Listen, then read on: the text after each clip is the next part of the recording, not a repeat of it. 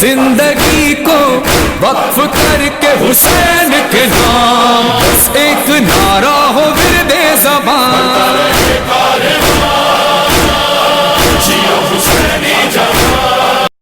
اعوذ باللہ من الشیطان الرجیم، بسم اللہ الرحمن الرحیم۔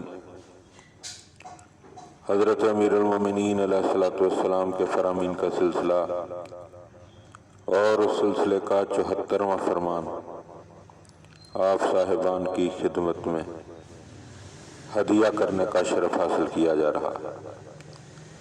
وقال علیہ السلام، آپ علیہ الصلوۃ والسلام نے ارشاد فرمایا، نفس المرء خطاہ الی اجلہ، انسان کی ہر سانس اسے ایک قدم موت کی طرف لے کر جا رہی ہے۔ یعنی جس طرح ایک قدم مٹ کر دوسرے قدم کے لیے جگہ خالی کرتا ہے، اور یہ قدم فرسائی منزل کے قریب کا باعث ہوتی ہے، یعنی زندگی کی ہر سانس پہلی سانس کے لیے پیغام فنا بن کر کاروان زندگی کو موت کی طرف بڑھائے لیے جاتی ہے۔ گویا جس سانس کی آمد کو پیام حیات سمجھا جاتا ہے، وہی سانس زندگی کے ایک لمحے کے فنا ہونے کی علامت سے قرب کا باعث ہوتی ہے، کیونکہ ایک سانس کی حیات دوسری سانس کے لیے موت ہے، اور انہی فنا بردوش سانسوں کے مجموعے کا نام زندگی ہے۔